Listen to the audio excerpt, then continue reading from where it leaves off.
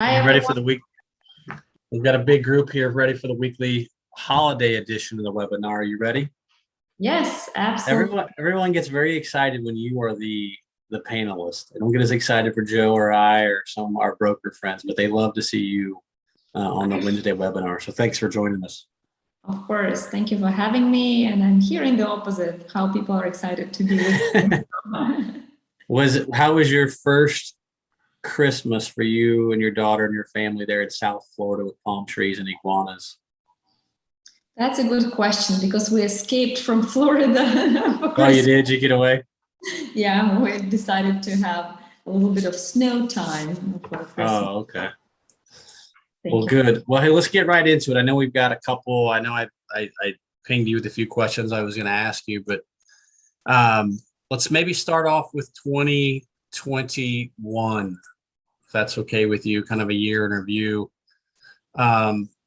Maybe give me your thoughts on kind of 3 or 4 things that people thought were going to happen in 2020 as 21 as it relates to crypto and real estate, blockchain that maybe didn't happen or vice versa, but kind of give me your thoughts on, I guess, for lack of a better term, just myths that were busted in 2021 for crypto and all things blockchain and NFT and real estate.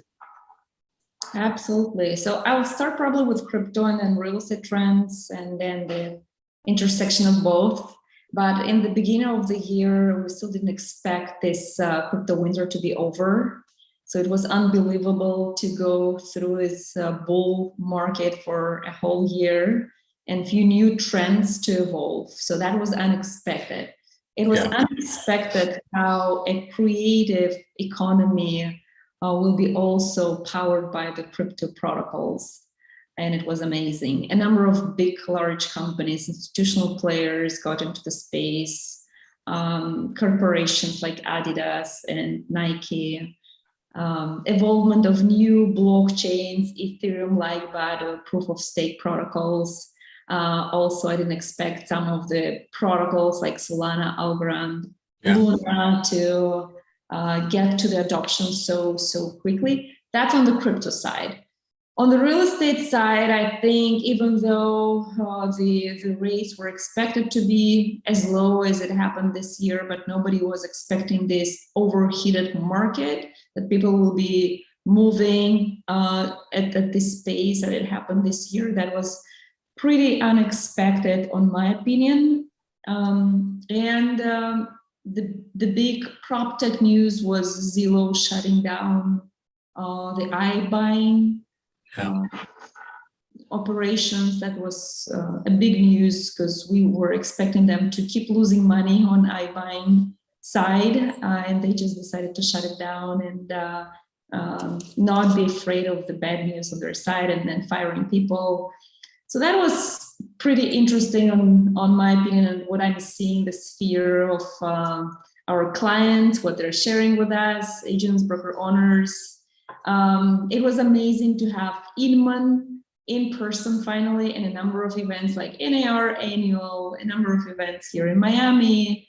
So that was a good highlight to finally meet peers in person. Yeah.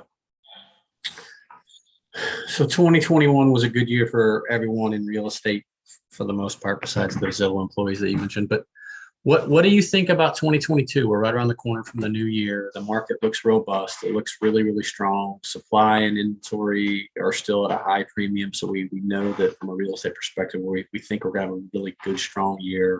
Rates have stayed very competitive. People are out there leveraging crypto assets to buy homes. What do you think? What do you see the big, for lack of a better term, what do you see 2022 trends? What's the big one? I know you talked about it a little bit. The Metaverse, I love it when we talk Metaverse. I'm a big sneaker guy. When Nike and Adidas get into the Metaverse, I thought that was really interesting, and it seems like everyone's talking about it. I don't know if it's because of the Facebook name change or people are just starting to really kind of get their brain wrapped around it. But what do you see in 2022? Well, maybe before we get to 2022, let's cover the trends in the intersection of crypto and real estate. Okay, let's do that. I mentioned a couple of items, what we're seeing in crypto and what we're seeing in real estate. But now what's happening in the intersection? And I think that what is happening in the intersection of those two industries will be probably one of the biggest trends for both industries in 2022.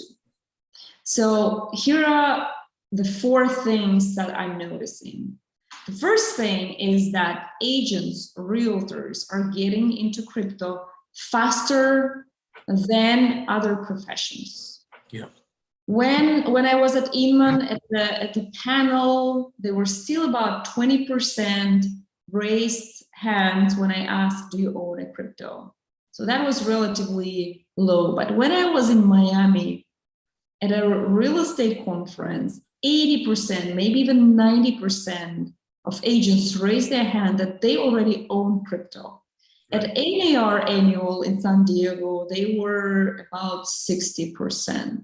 So I'm just seeing that agents are getting into the crypto space faster than other professions because they're nimble, they're entrepreneurial, they like to do stuff on the go, and the crypto industry now is mature in terms of crypto experience, user experience. So it's much easier to get involved. That's the first trend that I'm seeing in the crypto and real estate space. The other big trend is the crypto certified agent.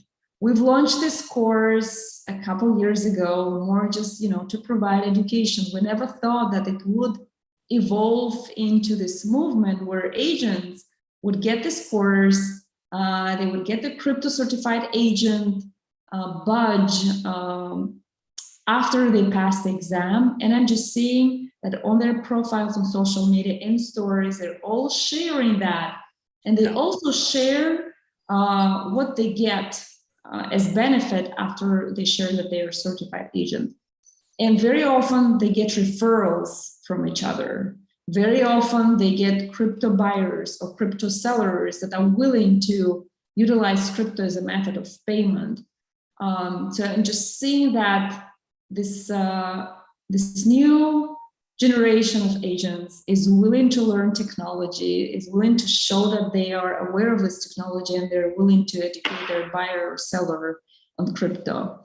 So that's the second one.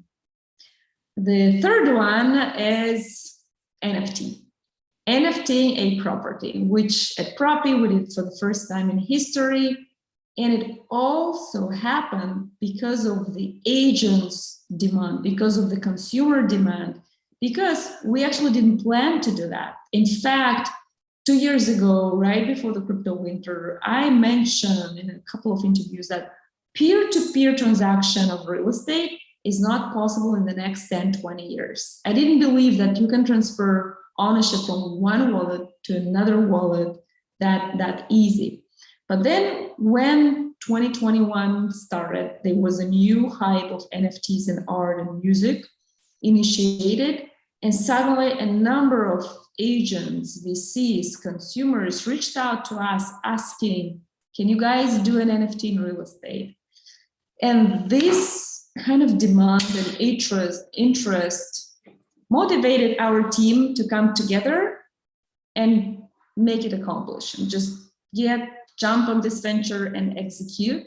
So I'd love to thank our community and the team on realizing that there is an opportunity and most importantly, for supporting and execute on it. And I think the greatest success story of this NFT property process was this guy who actually bought the NFT. Adam, are you aware of this person? I know. I do know the story, but maybe the viewers haven't heard the story. Yeah, so imagine there's a millennial who lives in San Francisco. He would love to have a real estate asset, but just thinking about the hectic process of going through the closing made him to never get to this decision to buy a property. Now he sees tweets that there's potentially a property to be NFT'd and being sold in an auction. And he got interested in this easy process.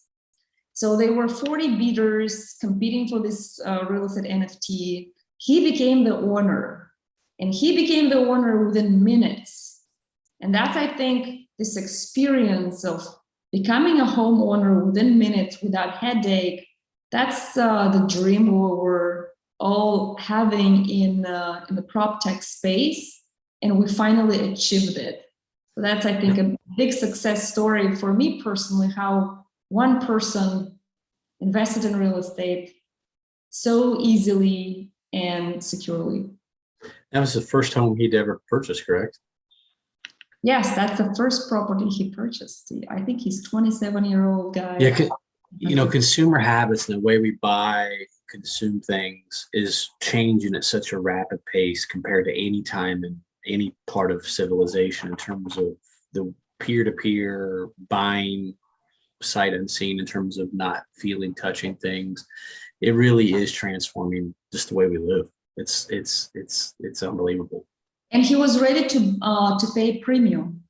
He put in his Ethereum wallet twice as much as he paid. It was 30% over the evaluation price. I don't have the assumption that all real estate assets that will NFT will have a premium, because real estate crypto investors also want to make money on real estate. Sure. But for sure, people are ready to pay for the easiness of the transaction. Yeah. Yeah, I think people underestimate the kind of the way that traditional real estate and crypto earnings kind of go hand in hand. One is very stable, one is very nuanced. And so I think there is kind of a romance between the two that a lot of crypto people have done well with crypto like to still invest in traditional real estate. It's not an either or kind of thing. There's a yin and yang to it. So we've covered three. What was your fourth big intersection of crypto and real estate in 2021? So the fourth one, you already mentioned about it. It's definitely the metaverse. We're going to see a massive increase next year in the number of virtual property transactions. As more and more people are buying, selling, trading digital assets, they will continue to buy also digital land. And these virtual worlds are Decentraland, Superworld, Sandbox, and it's basically a virtual land. More companies will evolve. And even though agents right now are thinking that it's a gimmick, it's just a game, I think there is a way to actually marry the real world asset to the experience of investing in digital land. So even if you're not a believer in the metaverse, I would recommend just to test it out and buy a property in the digital world, because it's not about the NFT of a land, but also it's a metaverse of experience where you can sell your wall for advertisement. You can get DJs to play in your house or in a venue, and they pay rent and so on.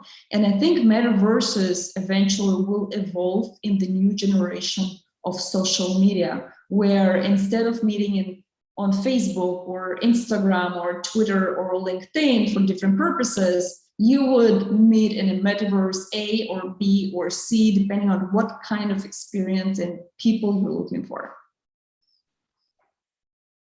Yeah, I agree.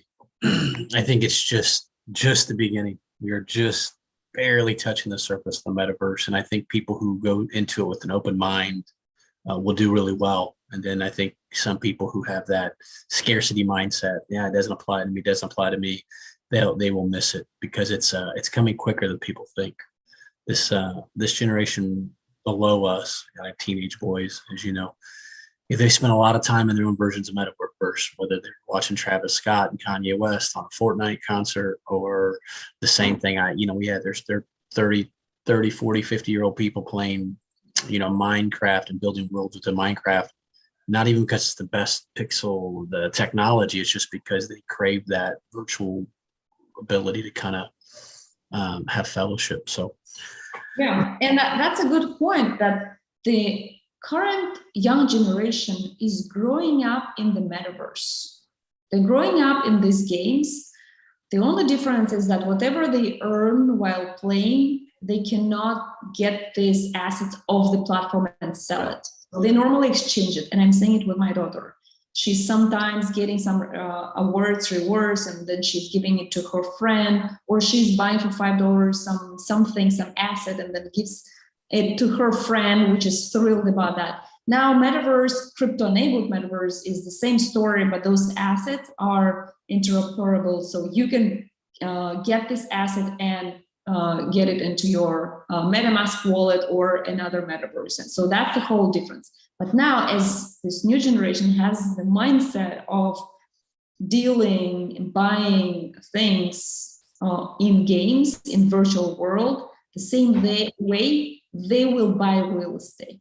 So if real estate is in your wallet and it's easy to buy and sell, most likely instead of 5 million transactions a year in the United States, we will see 50 million transactions in the United States. Because when you want to move from Miami to San Francisco back in 20 years, when the city will be recovered, hopefully, then you will just do it just like you rent a house. It's easy. And so you're not afraid to make this big move, acquire a property and move in.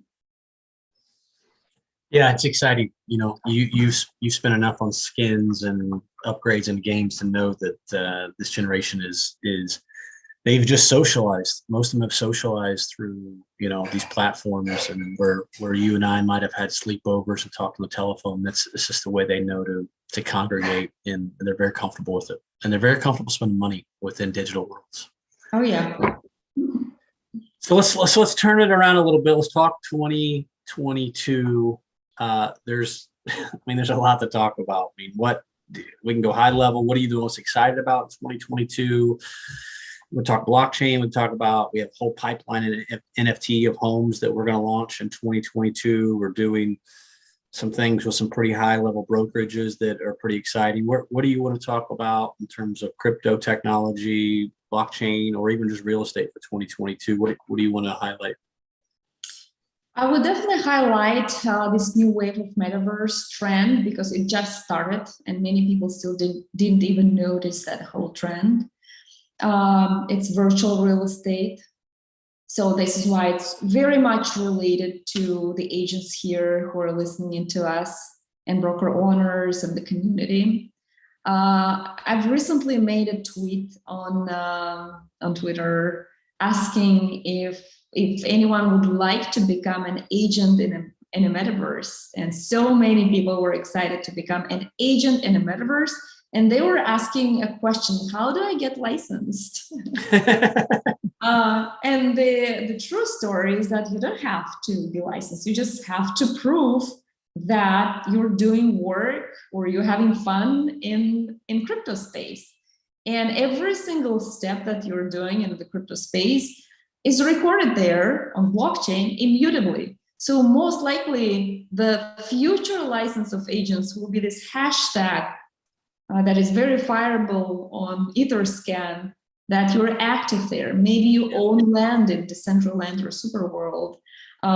Maybe you did the first transaction in crypto on Propy, or even in dollars on Propy, because every single transaction on Propy we record on the blockchain, and you can actually have the blockchain address immediately on every single transaction on Propy. So the Metaverse trend will become big in the next year. And you can see that from the market, from articles and so on. The next one, which is still not obvious, but I think it will start to unwrap next year, is the real estate NFTs. Because while we did the first one in the summer and now we're preparing 2-3 more, we still needed some time to build the NFT marketplace, to polish all the documents, how to NFT a property, how to make it ready, how to develop royalty fees for agents, so everyone in the chain gets rewards from future secondary sales. But once consumers will start realizing how easy it is to buy properties as NFTs, I think it may turn into a big movement. And maybe we'll have competitors, so maybe it won't be only Propy helping NFTs, but other companies, but it could turn, and I would love to have as many properties NFT as possible, because it will provide more liquidity and affordability to the real estate asset, because it will be cheaper to transfer. So I'm pretty excited about this one. And what else? And the other trend specifically in the intersection of real estate and crypto is settlement on smart contracts, which means closing deals, escrow and title services entirely on blockchain. Because blockchain technology can provide a huge impact on the traditional way we do title and escrow.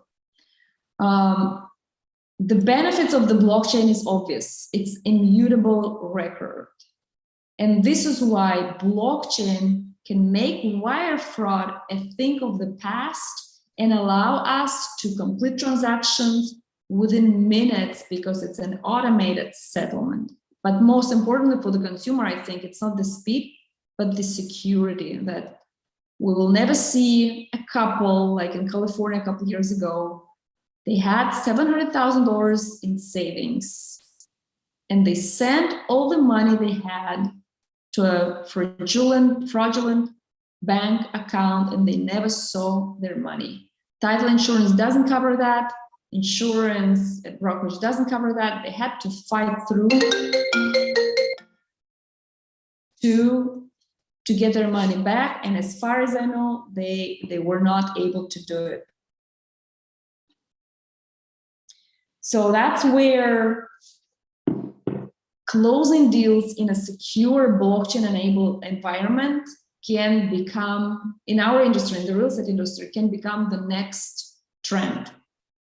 Yeah, in blockchain, utilizing really smart contracts, which, a lot of realtors think they use smart contracts, but the utilization of real smart contracts in real time, reduction in commission weights, reduction in time to close, and reduction in, as you mentioned, fraudulent wire, among other things. It really cleans up the process that really is somewhat antiquated when you look at the big picture of how we transact on a daily basis. Real estate in and of itself is still a bit antiquated on how cumbersome we make the process. And as well as I do, most realtors we talk to, it's not, if smart contracts and blockchain will come into the business, but really kind of when. And we're trying to spearhead that. So what else are you excited about for 2022? I know we talked 3 things there. I know you could go for a long time on the things you're excited about, so let me be more specific. Do you want to talk about some of the ways that blockchain is changing in 2022 versus proof of stake versus proof of work? That seems to be a hot topic that people ask about a lot. Do you want to talk about that? You want to talk about trends within real estate in a traditional sense? Because as you know, we do a tremendous amount of business traditionally through offer management platforms. So what do you want to cover next? Well, on the crypto side, I'm just hoping we won't hit any crypto winter anytime soon, even though it's inevitable. We'll have crypto winters, and we just have to go through that as we did as a company through 2018 and 19 and 20, end of 18. And it was pretty rough, but when you know the fundamentals, when you read those white papers or you're going through Propy webinars and learn about the fundamentals, I think you are incentivized enough to stay because you understand about the impact, how these protocols allows for enforced honesty and enforced transparency in each transaction. So if it happens in 2022, the crypto winter, just stay there, hodl, as we say. The other part that you just mentioned, Adam, the Ethereum 2.0, many of our friends and community members are asking if we would transition to a new blockchain.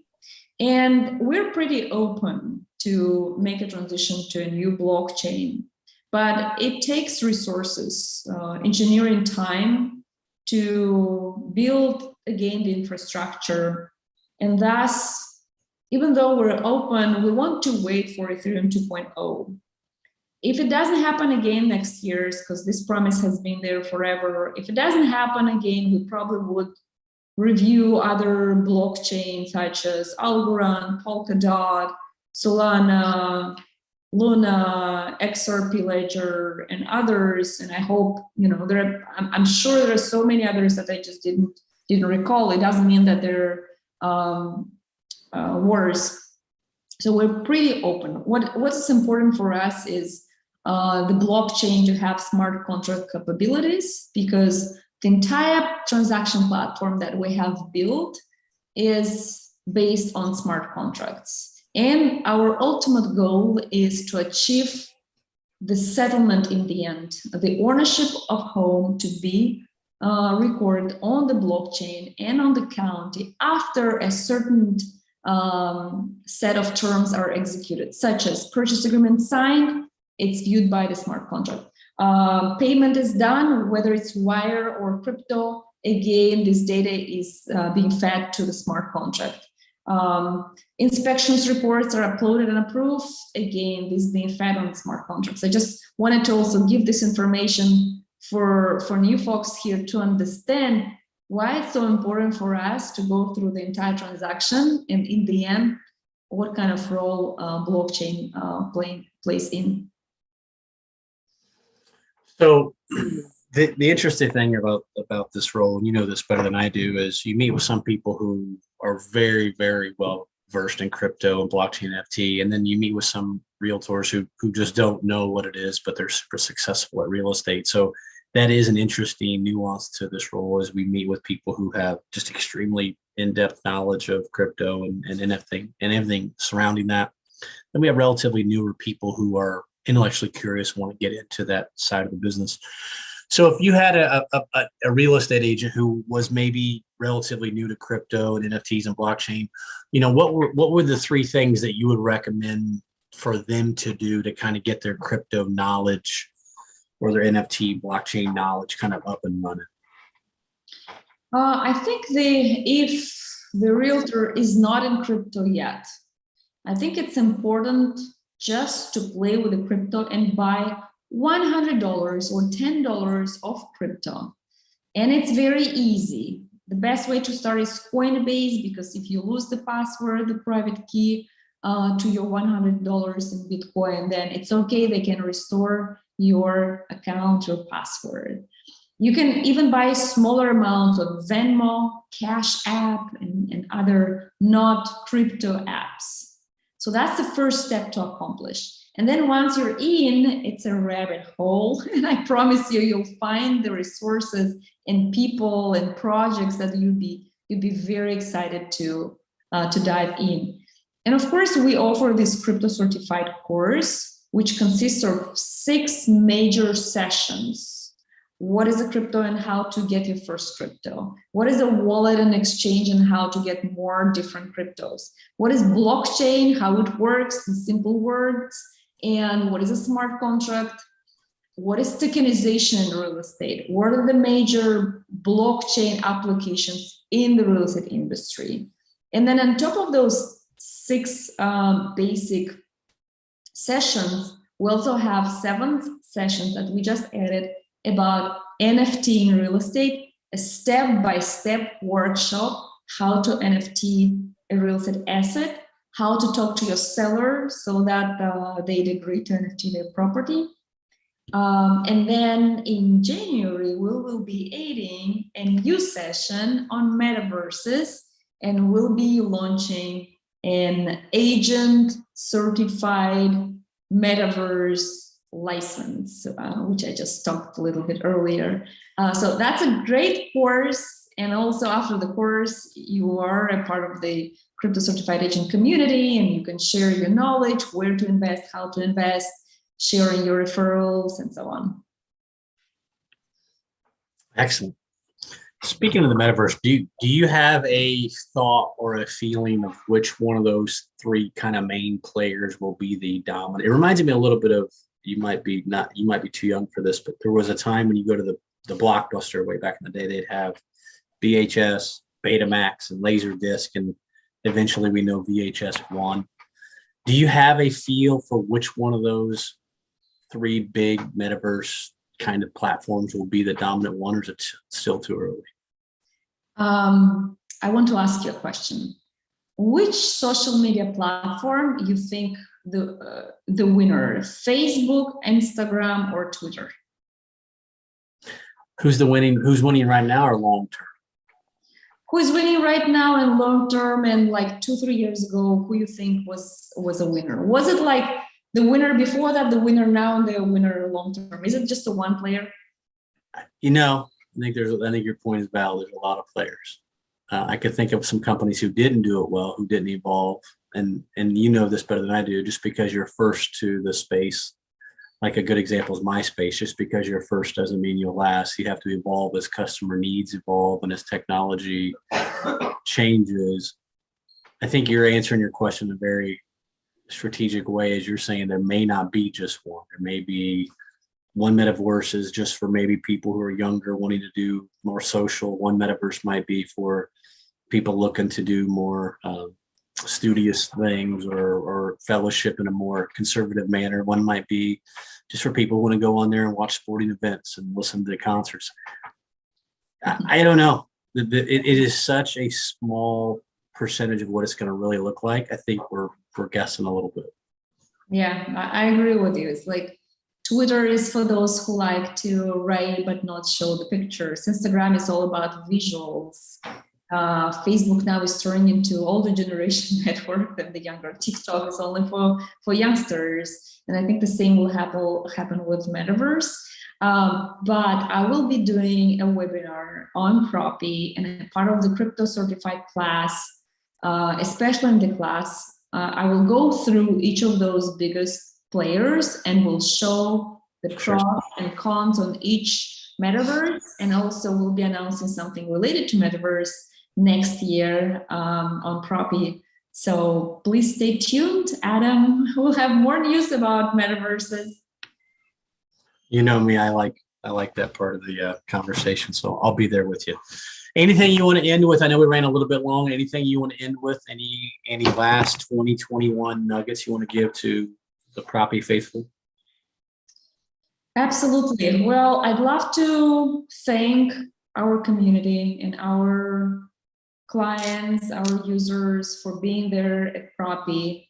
The biggest gift you gave us is the feedback on every single transaction that you did on Propy.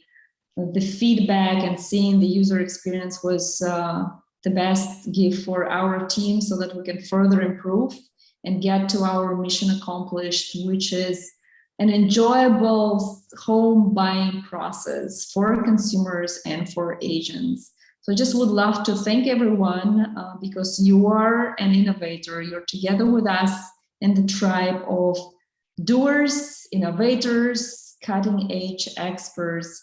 Thank you, and keep diving into crypto. 2022 expected to be very bright for those in crypto. I agree. Well, thank you, Natalia. Hope you guys have a wonderful new year, and we will talk to you next week. Thank you, Adam. Thank you, everyone. Bye-bye. Thanks, guys. Bye.